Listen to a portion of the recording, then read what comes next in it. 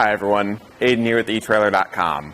Today we're taking a look at the Kuat Transfer on our 2022 Hyundai Palisade. The Transfer is a platform-style bike rack that holds the bike in these cradles and primarily by our front tire right here. Our wheel hook comes down and holds that pretty firmly in place, and that's going to mean zero frame contact, making it good for carbon frame and alternative frame bikes.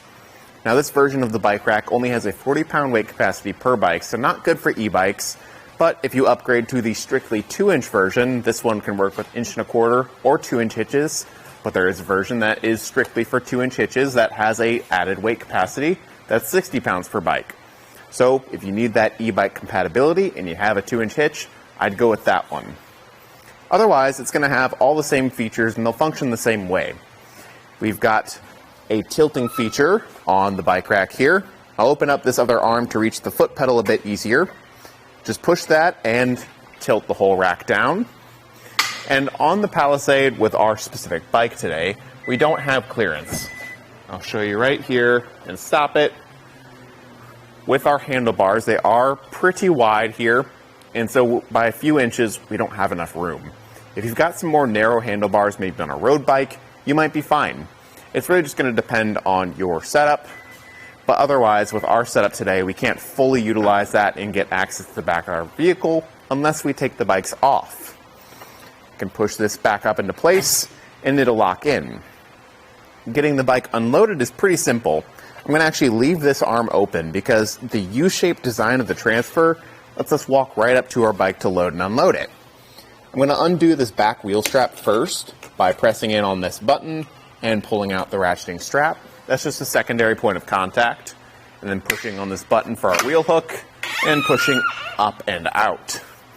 Now, if you've got a heavier bike, maybe you're pushing that 40-pound weight capacity right to its limits and it's a bit hard to lean over and set it on that inner cradle, you don't have to. With the Transfer, you can just walk right up to the cradle and get a better hold on your bike when you're moving it, loading it, or unloading it. So in terms of ease of use, it's huge for the Transfer. I think the only way you can really get any easier with loading your bike is by getting a bike rack that has a ramp built in or included with it, like the Hollywood Rack's Destination e-bike rack.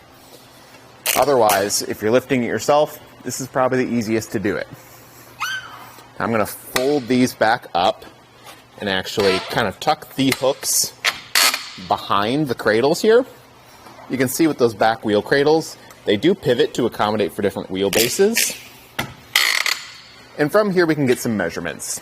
We'll start off with our ground clearance. At the back end, lowest point, it's going to be 16 inches, which you do have a good rise in the shank here. Maybe watch out on steep driveways and hills, but I think you should be fine with 16 inches. For overall distance added to the back here, it's going to be sticking out about 33 inches to the back of the bike rack. This one does stick out a little bit further than some other options we've looked at today. That does also mean that the bikes are a little further spaced apart from each other, so if you're worried about bike-to-bike contact, that might be a great thing. You can save some of that space though, pushing on that pedal that we did to tilt it, and folding the rack upright whenever bikes are unloaded, we can save some space. Now only sticking out about 11.5 inches to the end of that foot pedal there. So it's a lot more condensed and out of the way. Up top, you can see, well, more on the end of the bike rack, you can see it a bit better now. We've got a lock right here with a point for a cable lock to insert on the side, so we can lock our bikes up to the rack this way. With it folded up, I also want to point out that the open face design here doesn't block our license plate too much, just a bit of the top there, but it is totally visible. I will say that this arm pretty much comes perfectly in line with your backup camera though. So you'll be able to see around it, but it's going to block the center view of your backup camera, which might be kind of inconvenient. Now, down at the hitch, this is the one that'll work with 2-inch or 1.25" hitches, so we've got our included adapter sleeve in use right now. It comes with the standard hitch pin. I would recommend getting a locking hitch pin for sure. And the anti-rattle is built into the end here and requires a special tool to use, so no one can just come up and use it themselves or loosen it up without your tool. It's going to keep it solid in the hitch there, and if you do decide to pick up that locking hitch pin, it's going to be secure in the hitch. Now overall, I like the Transfer. I like the open face design, I just think it doesn't work well with the Palisade.